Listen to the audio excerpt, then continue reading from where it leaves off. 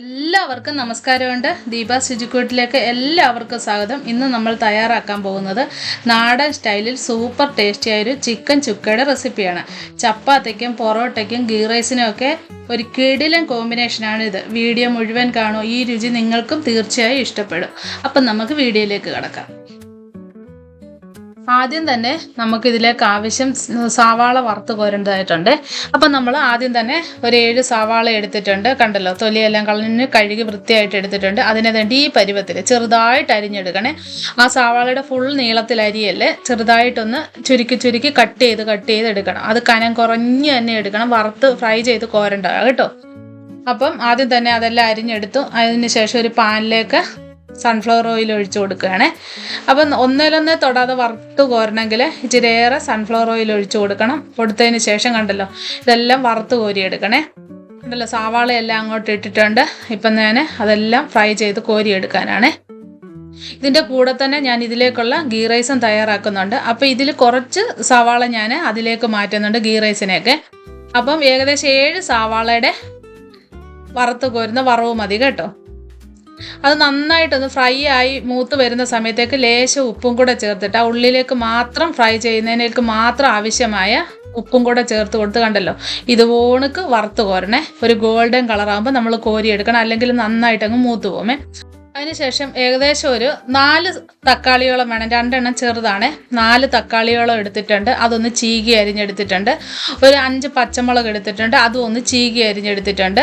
ഇഞ്ചിയും വെളുത്തുള്ളിയും കൂടെ, ഒരു ചെറിയ കഷ്ണം ഇഞ്ചിയും ഒരു 6-7 ടല്ലി വെളുത്തുള്ളിയും കൂടെ ചതച്ചെടുത്ത് വെച്ചിട്ടുണ്ട്. അതിനുശേഷം ലേശം സൺഫ്ലവർ ഓയിൽ, ഒരു 2 ടേബിൾ സ്പൂൺ സൺഫ്ലവർ ഓയിൽ ഒഴിച്ചിട്ട് അതിലേക്ക് നമ്മൾ ഏലക്കയും ഗ്രാമ്പും ഇട്ട് കൊടുത്തിരിക്കുകയാണ്.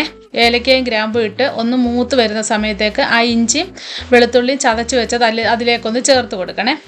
അതിനുശേഷം നമ്മൾ ചേർക്കേണ്ടത് കാശ്മീരി ചില്ലി പൗഡറാണ്.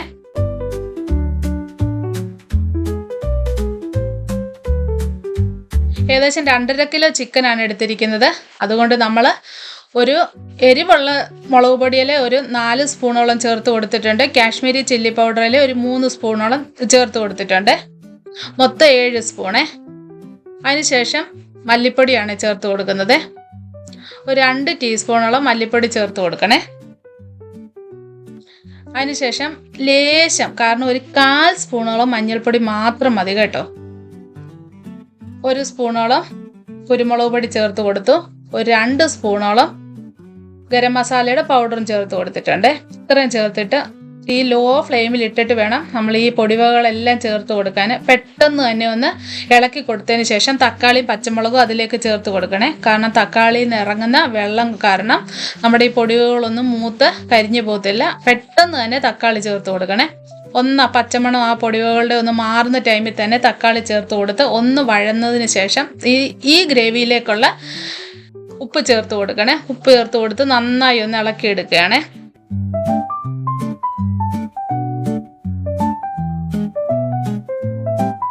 ഇപ്പം നമ്മൾ ലേശം കറിവേപ്പിലയും കൂടെ അതിലേക്ക് ചേർത്ത് കൊടുത്ത് കണ്ടല്ലോ, അതിൻ്റെ ആ ഒരു സ്ട്രക്ചർ തന്നെ മാറി വന്നിട്ടുണ്ട്. നല്ല തിക്കായിട്ട് വന്നിട്ടുണ്ട്. ആ സമയത്തേക്ക് നമ്മൾ 2.5 കിലോ ചിക്കൻ, ചുക്കയാകുമ്പോൾ തീരെ ചെറിയ കഷ്ണമാണല്ലോ, എല്ലാവർക്കും അറിയാമല്ലോ. അതുപോണക്ക് ചെറിയ കഷ്ണം തന്നെ നമ്മൾ കട്ട് ചെയ്ത് വാങ്ങിച്ചിട്ടുണ്ട്. അതിലേക്ക് കഴുകിയിട്ട് ചേർത്ത് കൊടുക്കണം. വെള്ളം ഫുള്ള് വാർന്നതിന് ശേഷമേ ഇട്ട് കൊടുക്കുക. ചുക്കയാകുമ്പോൾ ഡ്രൈ ആയിട്ടിരിക്കണമല്ലോ. അതുകൊണ്ട് ഫുള്ള് വെള്ളം എല്ലാം വാർന്നതിന് ശേഷം നമ്മളൊന്ന് അടച്ചു വെച്ച് വേവിക്കണം. ഈ സമയത്തേക്ക് ഇതിനകത്ത് നിന്ന് ലേശം വെള്ളം ഇങ്ങനെ ഇറങ്ങി വരും. അത് പ്രശ്നമാക്കണ്ട. നമ്മളൊരു 5 മിനിറ്റ് തുറന്ന് വെച്ച് വേവിക്കുമ്പോഴത്തേന് ചിക്കൻ ആ വെന്ത് വരുന്ന സമയത്തേക്ക് അതെല്ലാം പറ്റിയിരിക്കും കേട്ടോ. തുള്ളി പോലും വെള്ളം ഇതിലേക്ക് ആവശ്യമില്ല. അതാണ് ഇതിൻ്റെ ഒരു പ്രത്യേകത. കണ്ടല്ലോ, ഒരു 5 മിനിറ്റിനുള്ളിൽ തന്നെ വെള്ളം എല്ലാം പറ്റി ആ ചിക്കനിലേക്ക് ആ ഗ്രേവി എല്ലാം നല്ല തിക്കായിട്ട് പിടിച്ചു വരുന്നുണ്ട്. ഈ സമയം ഇളക്കി കൊടുത്തോണ്ടേ ഇരിക്കണം. ഓരോ മിനിറ്റ് കൂടുമ്പോഴും നമ്മൾ ഇളക്കി കൊടുത്തോണ്ടേ ഇരിക്കണേ. ലാസ്റ്റിൽ അതെല്ലാം വെള്ളം എല്ലാം പറ്റുന്ന സമയത്ത് നമ്മൾ ആ ഫ്രൈ ചെയ്ത് വെച്ച ഉള്ളി അതിലേക്ക് കുറേശ്ശെ ഇട്ട് കൊടുക്കുകയാണ്. കുറേശ്ശെ ഇട്ട് കൊടുത്ത് ഇളക്കി എടുക്കണം കേട്ടോ. അങ്ങനെയാണ് നമ്മൾ ചിക്കൻ ചുക്ക നാടൻ സ്റ്റൈലിൽ തയ്യാറാക്കുന്നത്. ഇതൊരു ഹോട്ടൽ സ്റ്റൈലിൽ തയ്യാറാക്കുന്ന രീതിയാണ് ഞാൻ നിങ്ങളെ കാണിച്ചു തരുന്നത്. കണ്ടല്ലോ, ഇത്രയും ഉള്ളി വറുത്തത് അതിലേക്ക് ഇട്ടിട്ട് കണ്ടല്ലോ, ആ ഗ്രേവിയും ആ ചിക്കനിലേക്ക് പിടിച്ചിരിക്കുന്നതിനോടൊപ്പം തന്നെ ആ ഉള്ളി വറുത്തതോട് അതിലേക്ക് ആ വഴന്നത് അങ്ങോട്ട് ചേർത്ത് കൊടുക്കുമ്പോൾ നല്ലൊരു ടേസ്റ്റും നല്ലൊരു മണമാണ്. ഇങ്ങനെയാണ് നാടൻ സ്റ്റൈലിൽ നമ്മൾ ചുക്ക തയ്യാറാക്കേണ്ടത്. ഈസി ആയിട്ട് ചെയ്തെടുക്കാം. പൊറോട്ടയുടെ അപ്പത്തിൻ്റെ കൂടെയും പ്രത്യേകിച്ച് ഗീ റൈസിൻ്റെ കൂടെയൊക്കെ അടിപൊളി ഒരു ടേസ്റ്റാണ്. കളർ തന്നെ മാറിയിരിക്കുന്നത് കണ്ടോ. ഈ ഒരു സ്ട്രക്ചറാണ് നമ്മുടെ ചിക്കൻ ചുക്കായ്ക്ക് വേണ്ടത്. ഈ ടേസ്റ്റ് എന്ന് പറഞ്ഞാൽ അപാര ടേസ്റ്റും അപാര മണവുമാണ്.